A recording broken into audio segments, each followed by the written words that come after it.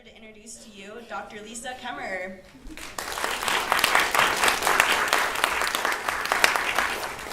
Thank you, and thanks for coming out today, and thanks to Uma and others who have organized this.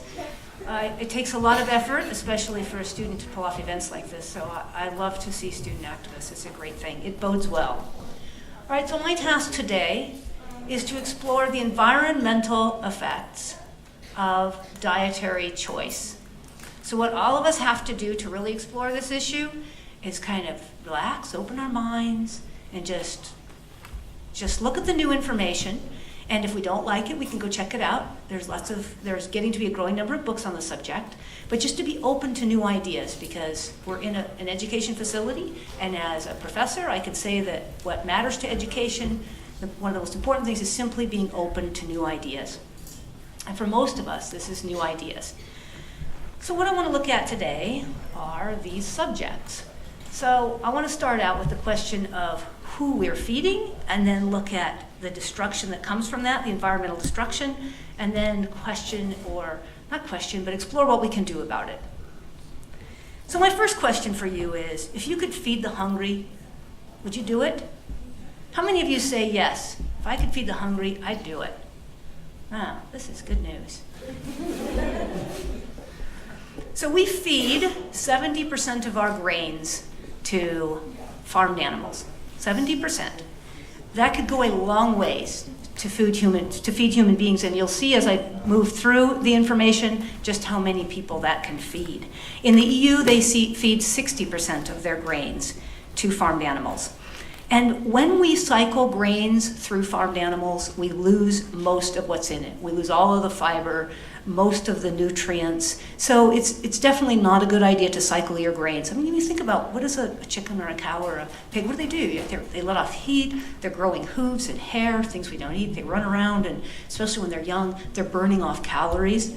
And then when you slaughter, for example, a cow, you can only eat maybe about 42% of the dead body of the carcass.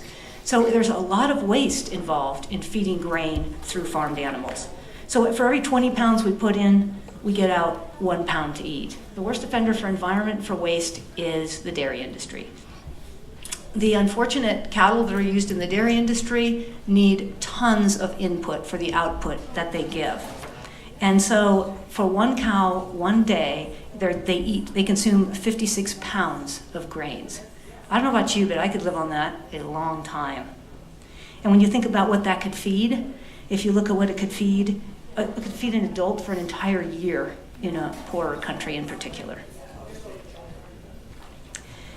Again, comparing and looking at what's wasted when we cycle grains through cattle, you could feed a family of 5 on what one calf eats in a feedlot, for example. Chickens, don't forget that chickens are also grain eaters. It's not just cattle, it's cattle, pigs, and chickens. All of the farmed animals are consuming grain. And when we think about the input-output, 35 to 1, that shows you how much is wasted when we feed grains through farmed animals. And if we stopped doing this, we could release 63% of our lands. Now, I'm an avid fan of wildlands, so I always get really excited when I think about having 63% more wild lands. Can we do it? What do we have to do that? Because I'm ready. So we have to remember that when we cycle our grains through farmed animals, when we're eating farmed animals, we have to feed them. And when we feed them, they require the same sorts of foods that we do in the sense that they're eating grains, especially in feedlots. But they also use the same land that we could use for other purposes. So if you could prevent your number one cause of greenhouse gas emissions, how many of you would do it? Yeah, this is one of our most serious problems, right? Looking ahead, anybody who's got kids, anybody who loves someone who's a young person, it's really scary what they face because of climate change. And there's so much that we can do to bring change for this. And one of the things we can do is to look at our diet. So how does our diet hurt the atmosphere? Well, as it turns out, animal agriculture is the number one contributor to all of the major methane gases. So here's a list of the percentages contributed. Through the anthropogenic contribution that comes through animal agriculture for each of the major greenhouse gas emissions. So I always get asked, where do you get your protein? I want to start asking the people who aren't eating plants, where are you getting your protein? Because where you're getting your protein is really frying the planet. If you look at the calories that you have to burn to get a meat or dairy or egg diet versus a plant-based diet. Worldwide, 80% of the soybeans are burned up, not for humans to eat, but for farmed animals. That could go a long ways to feed hungry people. And it's not that I want the cattle to starve. If we quit breeding them, obviously they don't need to eat soybeans anyway. It's not a part of their natural diet. Of methane and nitrous oxide, we talk less about these than the carbon dioxide, but they are more potent. So if you look at it, 25 times and 300 times the heat trapping potential, and it holds, one stays longer and one holds heat more across 20 years. So these are actually the more potent, the more deadly, and the more dangerous gases. And of course, the major anthropocentric cause of them is through animal agriculture. So 80% of the methane comes from animal agriculture, comes from the chewing ungulates, from belching and farting. Some people want to go to grass-fed. Not only is this horribly elitist because it's more expensive and only a few people can do it, but it's actually worse for the environment. So heading towards grass-fed is not the answer. Animal ag creates more greenhouse gas emissions than all forms of transportation put together. So what can you do as an individual if you want to cut your greenhouse gas emissions? Any takes on that? Right. So now let's look at another subject. Let's look at the waters. If you could protect and heal the waters, would you do it? Let's see hands.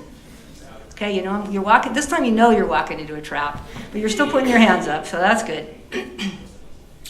So, freshwater pollution, ocean dead zones, and freshwater depletion are the three main categories, and we'll kind of look at each of those and how they're related to animal agriculture. Who here likes to ski? Bozeman must be a lot of skiers. Okay, good. How many of you would like to ski down those slopes of manure? So these piles of manure are around feedlots. I know it looks like lovely mountains, but that's crap. So you can just feel the methane and the nitrous oxide oozing out of that, coming into the air as it decomposes. And remember that, again, dairy, worst offender. The lactating cows, it's not their fault. They're producing a lot of milk, and so they consume a lot. And they also produce the babies before they produce the milk. So they're, again, a worst offender. Poop. When you're eating a lot of farmed animals and their products, you have a lot of farmed animals, and they are all pooping. So here they are. Have a good look. And know that the millions of animals that we have are leaving more waste than all of our cities. 130 times as much as our cities and towns. And 1/3 of the industrial and city waste. There it is. Lovely. And if you put it all together and check out the global herd's turds, you will see, and this is straight out of Eating Earth, this graph. I had actually a physicist and a mathematician who was helping me create these graphs to do the maths on these statistics. So if you look at the comparison of aggregate solid waste per species, the flow of the Hudson River for an entire year, almost, cattle. That's a lot of waste. 50,000 football fields, 7 feet deep. Each species produces more than that. And when you have a lot of poop, you got to figure out what to do with it. So most often it's used to fertilize, I should say to over-fertilize fields. And of course, as soon as it rains, where do you suppose that goes? Right into the water system, right? So the runoff is another part of the problem. And of course, it also is turning into nitrous oxide and going into the air and creating greenhouse gas emissions. Because since Big Ag came along, we have had an increase, a tremendous increase in the pesticides and the herbicides. And of course, when you're doing monocultures, which is largely what we do when we have big ag, then you're going to have these kinds of pollutants. And again, where are they going to end up? In our water system. Not just on the land, but you think of delicate species like the amphibian species that are affected by this. And remember that we are feeding 70% of our crops to farmed animals. So we wouldn't have to, there's 70%, we could stop putting these pesticides, herbicides, and fertilizers on that land and release it. And the reason we can do that, of course, is because of the waste involved in animal agriculture. If you're not feeding a ton of grain to a cow but eating it directly, it's pretty easy to say that you're going to need less land. The funny thing is I so often get asked, how are you ever going to plant enough land to feed all those vegetarians and vegans? You know, you need a lot less land at the end of the day. But people just aren't aware of that. They don't think it through. Another product that's used frequently is arsenic, because it kills parasites and it promotes growth, and it's used largely in the chicken industry, the poultry industry. And here's where, how many of you know what environmental justice is? Right? Good. Okay, so we know that chicken farms are not located in the middle of Bozeman, right? Right, how many of you would like that if somebody built a big chicken farm right in the middle of Bozeman? Right, there'd be an uproar. And I know that Billings, I live in the city where it's a more marginalized population, so we have we have the petroleum industry sitting right in our town. But Bozeman wouldn't put up with that either, and I'm well aware of that. So it has to do with people of power and who gets the crap, right? And the marginalized people are the ones who end up with the poisons. So the chicken farms that create cancers and infant mortality and kidney failure, they're going to be in the marginalized communities. Poor people, lower classes, people of color. They are going to be putting up with the environmental effects for the wealthier people who want to buy these products. Now, this is one that nails all of us, so at least it's across the board justice. So when we're feeding our antibiotics to farmed animals, we all end up with the resistance to antibiotics. Right? If you got it in all your farmed animals and in your water system, this is not a good idea. But we are feeding 70% of our antibiotics into farmed animals. Does that sound smart to you? How many of you think, if somebody asked you, do you think we should feed 70% of our antibiotics into our food industry, the farmed animals? How many of you would say, that sounds great? Right? These are not good choices, and we didn't get to make them. So because of all these things, what ends up in our water? And of course, downstream then of these facilities, we have things like fish with female characteristics, fish that have characteristics for both male and female fish, or males that don't have enough male characteristics to breed or to reproduce. So we are actually affecting the water critters with our hormones from cattle, as well as with the pollutants that are coming downstream. Anybody thirsty? Dead zones. Who knows what a dead zone is? Hands up. Yay. See, every year more and more people know what these are. The first time I asked, nobody knew. I'm like, how is that even possible that we don't know what a dead zone is? But it's getting around. So these are areas in our water that we've destroyed, and again, animal agriculture is the number one cause. So if we can prevent, again, how many of you are willing to do what you can do? If you can prevent a dead zone, how many of you will do it? Good. Okay. So ocean dead zones are places where the oxygen level has been reduced to such an extent that things cannot live there, and they die. Now, if they can get away, if they're fast as jackrabbits, they might dash across into the clean area. But obviously not all, obviously you look at these pictures and see that they can't get away. So the dead zones if you know what an exponential increase looks like, this is it. So it's got that curve going up. And this notice ends in 2006. And I have not been able to find a new graph, but you can see it was doubling every couple of years there near the end. You can imagine where this is at now in 2018. It's kind of frightening how fast these have grown. And you can see the hot spots around the planet, and they're kind of around where animal agriculture runoff is, because that's what causes dead zones. And when I first started doing these studies, probably 10 years ago, there was about 130 dead zones. Again, that's how fast they're growing. There's more than 400 now. And they used to come every other year, every few years. Now they're here to stay. They don't go away. Here's what one looks like. There's the polluted waters that the fish float up and die. And of course, we have the largest dead zone, right? And it's caused by the Mississippi River, the runoff from our farms in the Midwest. There it is, the Gulf of Mexico. You can see some of the dead fish. It looks like lovely, gleaming, shiny waters until you look closer and realize it's a bunch of dead fish. Other ways that animal agriculture affects waters is through depletion. And if you just think it on the surface, all of these, 98 million cattle drinking, it's a lot of fresh water. And yet that's not the biggest use. The biggest use is the feed crops. Remember, we're feeding 70% of our crops to farmed animals, and all of those only have the pesticides, but they also have to be watered. So 90% of the depletion worldwide is through animal agriculture. So again, my mathematical friend helped me create some graphs of this. So this is per individual. So this is what an individual cow. Notice that chicken is almost non-existent, right? Look at dairy, what a dairy cow requires by way of fresh water. Notice too that the water is for food is also taken in here. And now look at it here when you look at it by species, how the chicken shoots right up there with the others. And this is because so many people have shifted to the white flesh. So we're eating more and more chicken. And this means we have more and more chickens. So this is per species. And again, Amazon River, the annual flow, almost all of these are up to the annual flow of the Amazon River.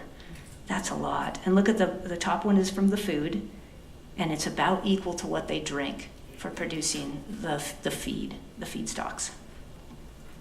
Other ways that fresh water is used by animal agriculture: cleaning dairies.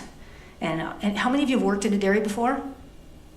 Right. And I know I have, and I've seen what they do, and this is just standard practice. When the cattle come in morning and night, and sometimes now they milk 3 times a day, they simply blast them with a hose. So a lot of water. And the really gross thing is that, so then the udder's been blasted with water, so it's got kind of manure and water and it's dripping. They put on the milk thing, and in it goes right into the milk system. It's absolutely charming. And of course, the uglier side of this is the slaughterhouses. And if you look here, you see a hose back there. You see them blasting the meat here. It takes a tremendous amount of water to clean. And look at how much blood comes out of a slaughtered animal. And all of this has to be washed away. And it gets generally washed right into our water system. Look at that guy back there with a hose. So there are a lot of ways. The main one is through feed crops, but there are a lot of ways that animal agriculture burns up fresh water. And of course, we are worried about what we're going to do. The Oglala aquifer is more than half gone, rapidly decreasing. It's a fossil aquifer, means it does not replace itself. And look at how important it is, right? 1/3 of the irrigation for 1/3 of our crops, and for 82% of the population that's in that area. This water source is essential, and it is rapidly disappearing. And of course, we have rivers running dry. The Colorado it's the one closest to home, 70 miles. It runs dry for 70 miles. Just ecosystems, think about what that means for fish. A river that just doesn't make it to the ocean anymore because it's been raided for crops and for animal agriculture all along the way. And if you compare how much water is needed just for eating, so California beef, it's dry, so it's going to be similar to Montana beef. Look at the difference you can make by choosing to eat the plants directly rather than cycling them through a giant mammal. Similar sort of idea here. 4,200 gallons of water daily for omnivores, just 300 for vegans. All right, moving to the next topic, the ecosystems. And again, as environmentalists, these are things that are near and dear to our hearts. How many of you spend significant time outside, whether it's walking a dog, wandering the trails, cycling? Okay. And again, how many of you, if you could protect the ecosystems, if you could make a decision in your life to protect the ecosystems, how many of you would say, yeah, that's important, I'll do it? Luckily, there is something we can do. Who knew? 98% of that's used for feed crops and grazing is the reasons we're losing our forest. And so, of course, forests are essential for ecosystems. In Brazil, we buy so much beef from Brazil, and we have destroyed and are destroying their forests so that we can raise the feed crops and the cattle and then ship the meat here. And if you look at Costa Rica, 60% cleared for cattle. Look at that land. Look at what that looks like. Who lived here? What kind of lizards and birds and insects. If you've ever been in a tropical forest, they're alive with life. So when you see a forest like this, it's a lot of death. It's a lot of gone. And for what? 55 feet for a quarter pounder? So the rainforests are more than half gone, and we have literally chewed them up and swallowed them. And I want to remind you, while we're looking at these beautiful and fascinating beings that live in the forest, that some of them are not just primates, but human beings, and that these forests are some of the last places on the planet where human beings can live a lifestyle that has not been affected by our culture. And if we wreck these forests, we've destroyed those people and their culture as well. Soil degradation. If you look here, overgrazing, deforestation, and other ag problems, it's just pretty much everything is animal agriculture, right? From already what you know, overgrazing, that's obviously animal agriculture. Deforestation, all right, we know that's for grazing and for feed crops, and other ag problems, right? Monoculture, yep, that's for animal ag. Chemical fertilizers, yep. Pesticides, yep. Compaction, yep. Intensive tilling. Okay, so all of those, because we seed 70% of our crops to farmed animals. All of them are implicated. So literally, our soil is being destroyed by animal agriculture. Sometimes I have people ask me, what about that biofuel? And people get all up in arms about the biofuel. I want to point out that they are missing the key problem here. It is not the biofuel. They use maybe at most 30% of the corn crop. But already we know that 70% of the grains are going to farmed animals, that there's a much bigger picture here that we need to look at. And remember again, if you look at this picture, the green lands, this is all animal feed. Any other use is in yellow. So look at how much of that we could get rid of. So this is the lands that could be returned to wild lands or for some other use. Put windmill farms on them. You know, take a nice ranch. And we don't want our ranchers to lose their jobs, right? People have to change jobs as life goes on, right? The people that were making vinyl had to find another job. People that were doing the horse-drawn carriages, no one's up in arms. Get them back to work making those carriages, right? Nobody said that. Times change, and our jobs have to change. And we have to support one another in changing jobs as things shift. So we can keep people working. I always think there's a ranch that I walk on all the time. A wonderful guy that ranches it, has been in his family a long time. His land, and he knows it, he's probably going to turn it into some kind of a tourist place in the next decade or two. His daughter will do that. It's a beautiful place to have retreats. Just absolutely gorgeous land. So there are other uses for these lands. Nobody needs to go out of work. We have to be creative and keep everyone contentedly employed. Public lands and animal agriculture, another one that's near and dear to my heart, because I remember hiking once up into the Pasayten wilderness. I hiked for 4 or 5 days, and when I got there, guess what I saw? A herd of cattle. And the land was destroyed. The wildflowers were trampled. The water was dirty. It was not a happy moment. So ranching is the number one commercial use of our public lands. We have 98 million cattle in the United States, and 155 million public acres are used for grazing. And this is done at a huge economic loss to all of us. But it's not just the economic loss, right? Think of the other things that these cattle are hurting in these fragile ecosystems up in the mountains. As I say, where I went, the wildflowers were completely trampled. The land around the creeks was chopped up, so any birds that nest by the waterside wouldn't have had a chance to nest there. They do a tremendous amount of damage. They change the temperature of waters. They poop in the waters. So it's really important to keep cattle away from fragile water systems. And of course, it is us paying for this. The government subsidizes the ranchers on the public lands. They get it for a pittance of its actual price. And again, the statistics for this are in Eating Earth. You can look at what actually the land would be worth if they were buying it on the market versus what our government charges. So these subsidies are huge, not just in the United States, but worldwide. So again, if we're looking for places to cut costs, this would be a really good area to do it in, is subsidizing an industry that needs to change. And if you look at this graph from Physicians Committee for Responsible Medicine, Look at the government subsidies for fruits and vegetables up there on the left at the very top of the pyramid. You can't even hardly see it, right? The big subsidies are all for the animal products. And if you look at the nutritional recommendations, which are on the right, so the big subsidies, you see that little portion up top, the vegetables and fruits, the grains, right? So the government is subsidizing all the wrong things. Does the government not care about our health? That would be the fairly obvious conclusion here. Another area where the government is subsidizing is protecting, it used to be called predator control, it's now called wildlife service. So on behalf of big ag, our government goes out and destroys wildlife. As it says here, to protect American agriculture, including livestock such as cattle and sheep. One phone call and they will be out, free of charge to you, to destroy wild beings that belong in the ecosystems. And you'll see in a minute why this is problematic. First of all, it costs a ton. So again, if we want a place to cut government costs, this would seem like another really good idea. This has been around for about 100 years. I think it's time to look at a different way. I mean, it's outdated. So 53% of that cost is spent on the predator control. And here's what they're killing.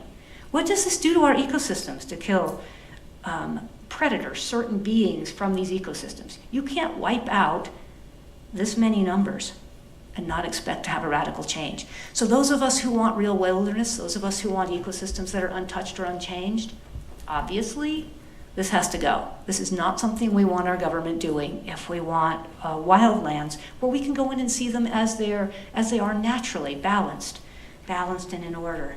And when you see what one person can harvest, so-called harvest, as if they were plucking berries from a tree, through trapping.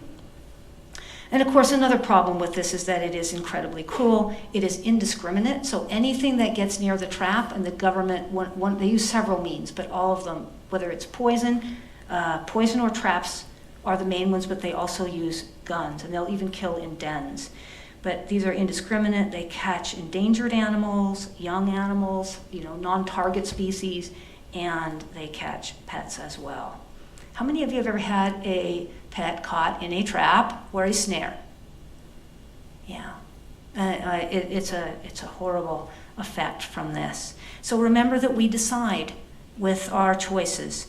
If we are buying animal products, if we're supporting hunting, the government, on behalf both of hunters and behalf of big ag, engages in predator control. So they want to control the predator to make sure that there's plenty of huntable ungulates, and also to protect the cattle, sheep, goats, chickens. So if we're going to protect our ecosystems, we have to think about the effects that our diet has. How many of you have heard of the quagga? Yeah, a couple of you have. All right, so this was a lovely, wonderful being, a species that lived in Africa until the big ag arrived. And then the cattle were competing with this grazer. This grazer is extinct because they brought the beef industry to Africa, and the industry won. This was in a zoo in London. It was the last of her kind. We have a similar situation right here in Montana. What do we want on our lands? How do we want? We have a choice with that 63% that can be released back. We only need, that's much lesser portion to raise our food if we go plant-based. We vote every time we go to the store. Which side of the fence are you on? Do you want your lands wild and free?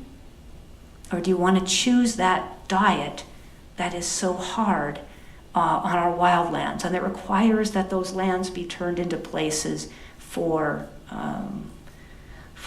the ag industry to use, for cattle in particular? What do you want to see on our public lands, our beautiful lands?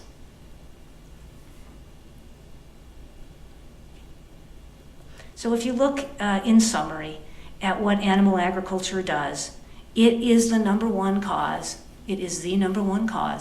of all of our major environmental problems. Basically, it burns up all the things that we like to have, and leaves us with a whole lot of things we don't want to have. So when we go to the store, when we choose how we're going to eat, we decide whether or not we want to perpetuate this process.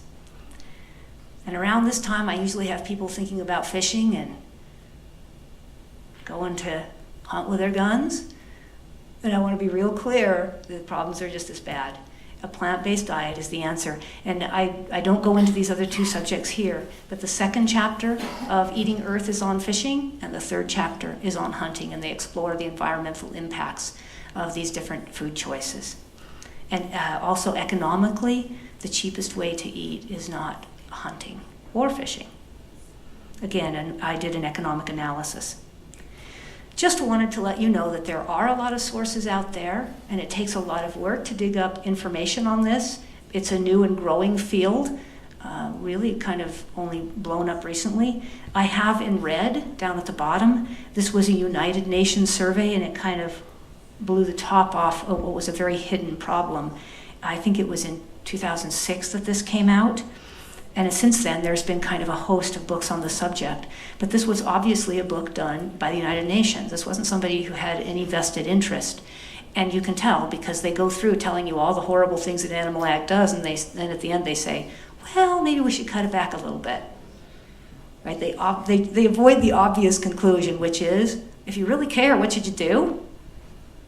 All right, so the first thing is to remember that when new information hits any of us, anyone who's gone vegan in our society pretty much had to go through that process of new information that they didn't really want to hear, right? Nobody's all that excited about someone coming and telling them, this is what you've been eating since a kid, and you're really used to it, and you really like it, but let's just do something different, right? Nobody says, yeah, let's do something different.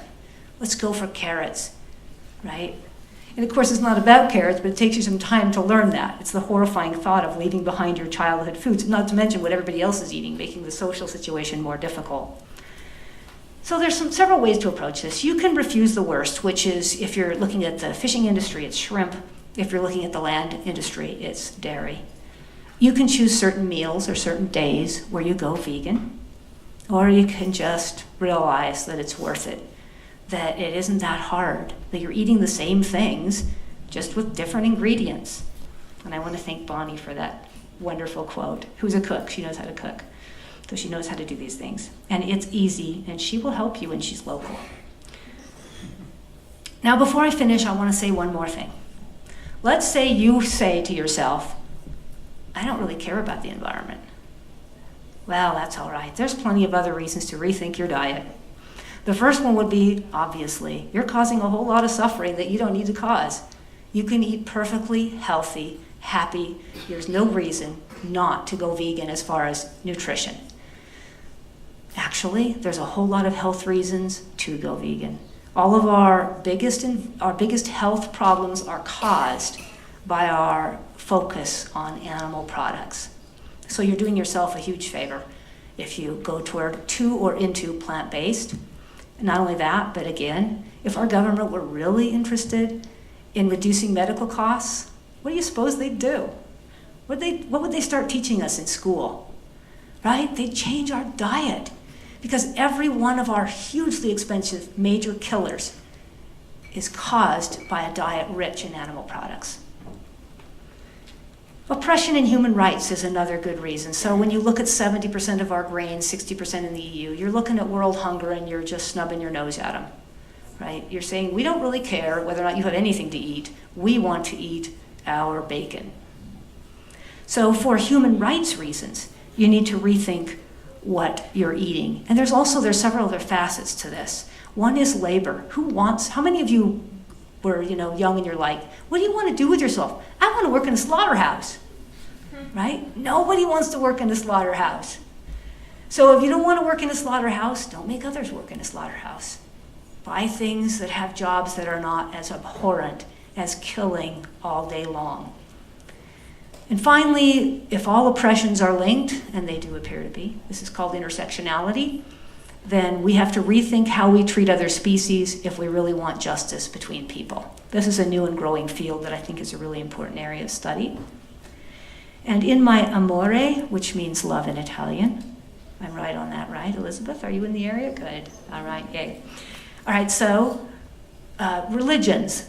Nobody has a religion that says destroy the earth, be cruel to animals, you kill them even if you don't need to, make sure that people have horrible jobs and that you eat the grains away from the hungry. Right? There are no religions that say that. So religion's basic religious teachings support rethinking our diet in light of all of these problems. And of course now, environment is the last one. 5 reasons why we have to rethink what is really only a habit and a cultural tradition, and is, quite frankly, very easy to change. As it turns out, you can feed the hungry. You can cut your number 1 contribution to the greenhouse gas emissions. You can protect and heal our waters, and you can protect the world's ecosystems. And it isn't even very difficult. You just make different eating choices. Thank you.